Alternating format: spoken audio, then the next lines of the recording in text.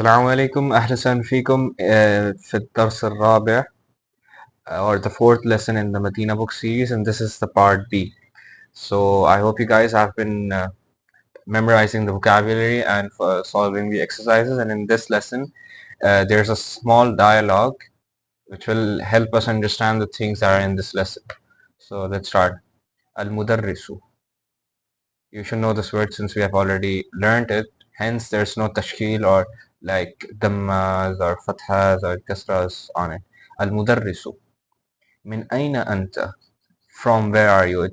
It directly translates to from where are you? But in English, if you're going to translate the sentence, you're going to say where are you from? And this is a very common phrase, so you should learn it. Min aina anta? Muhammadun. Ana min al-Yabani. I'm from Japan. And we have discussed this in the previous lesson that Al-Yaban means Japan. And this is a thing in Arabic with proper nouns, with especially with names of countries. Al-Mudarrisu. وَمِنْ أَيْنَ عَمَّارٌ وَمِنْ أَيْنَ عَمَّارٌ And where's Ammar from? Muhammadan. Huwa min as-Sin. He is from China. Al-Mudarris. وَمِنْ أَيْنَ حَامِدٌ And from where is Hamid? Muhammadun huwa min al-Hind. He is from India. Al-Mudarrisu. Aina Abbasun. Where is Abbas? Muhammad kharaja. So this is the first verb we are going to study in Arabic. This means he went out. Sorry. He went out.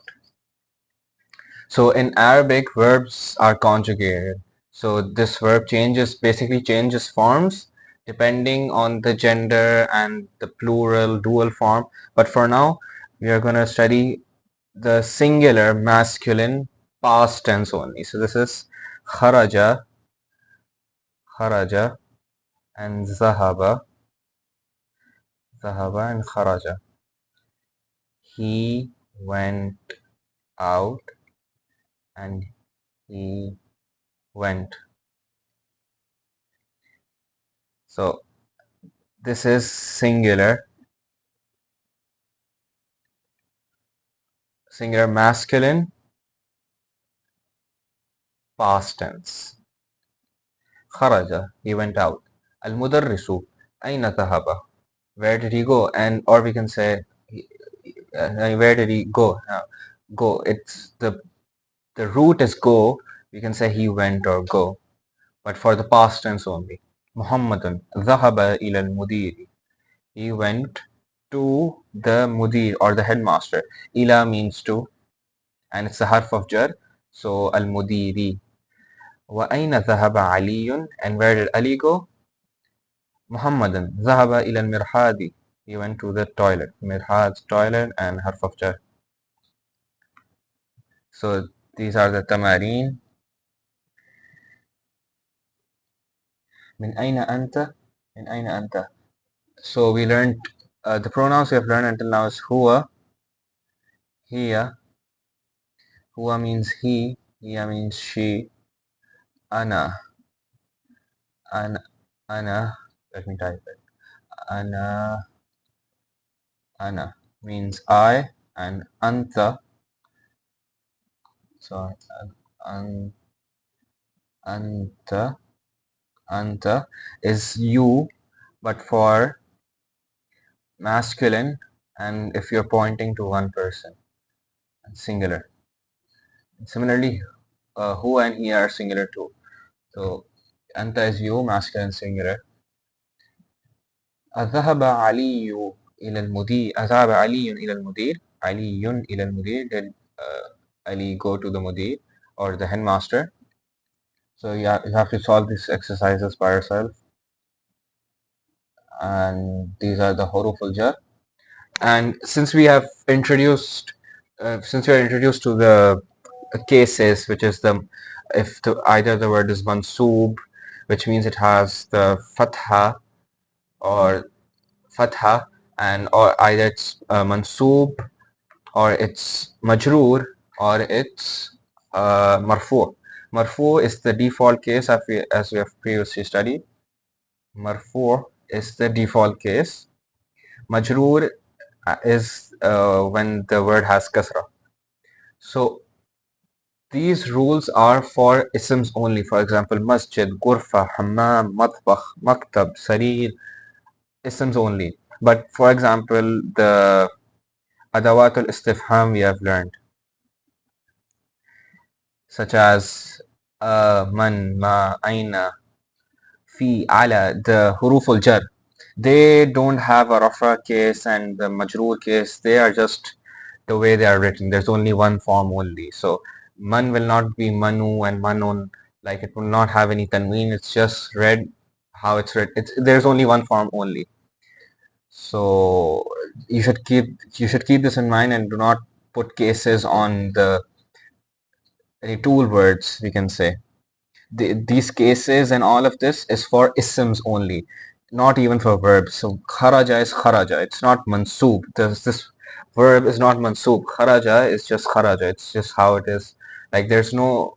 We're going to study the cases in verbs, but the rules we have studied about tanween, mansoob, majroor, they're only for isms, and even in isms, not for the, for example, the adawatul istifham or grammatical or who, why, where, aina. Aina does not change. So you should keep this in mind and you should know which word changes and which word does not. So an easy rule is isms and isms that are not used as tools.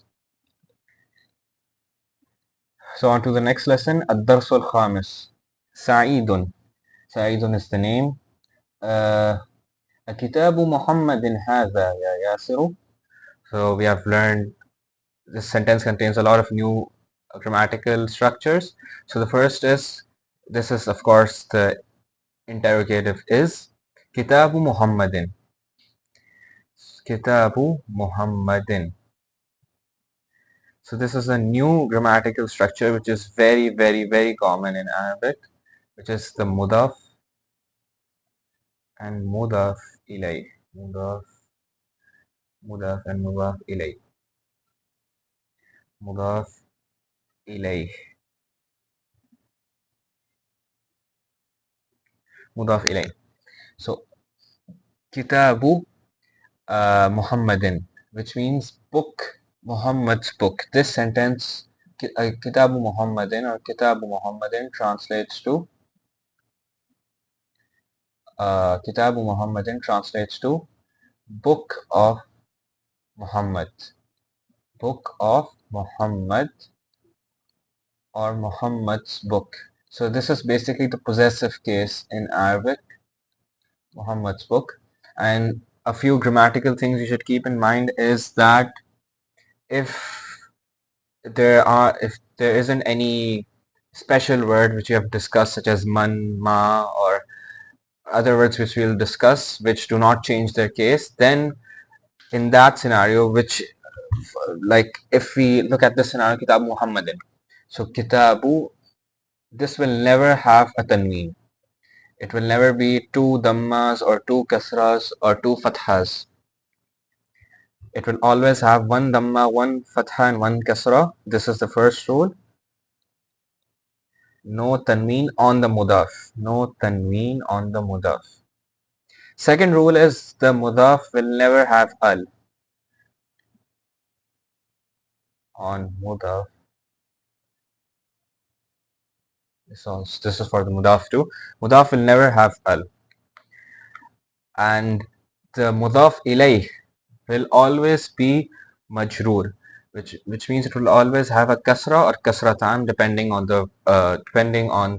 the structure of the word, or as we have discussed, if the tanween represents in some cases, and in this case, since it is the name, that's why Muhammadin.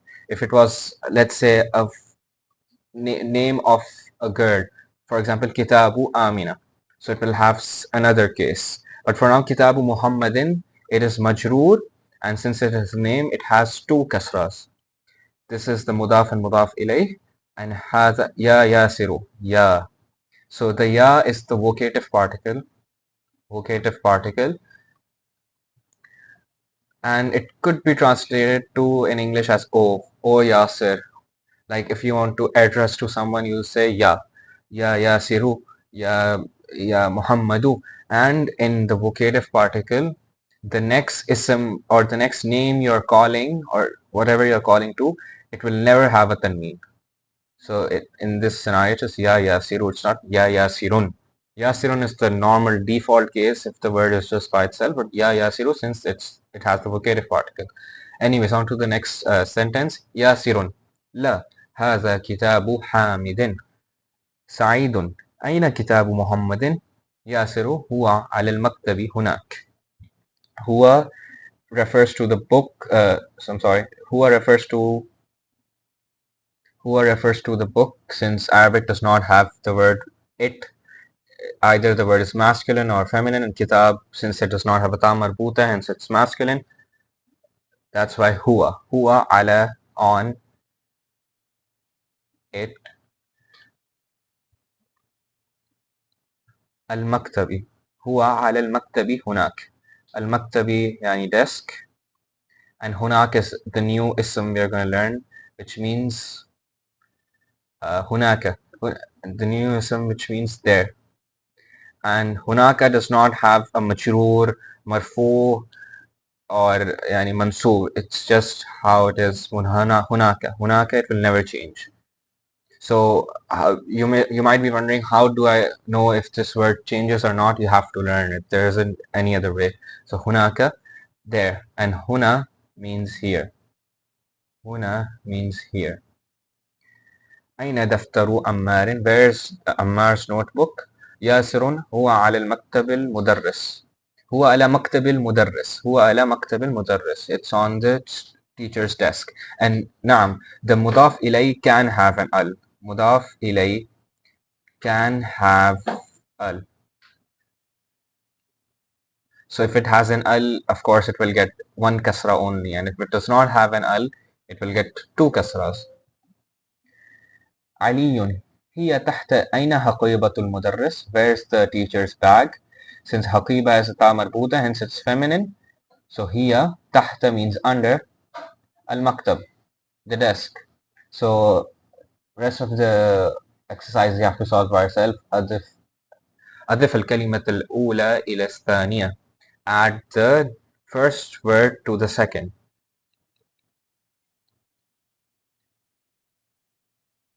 باب المدرسة. باب, since we can solve this exercise right now. Babu, since it's mudaf. So mudaf does not have a tanween. Babul mudarrisati.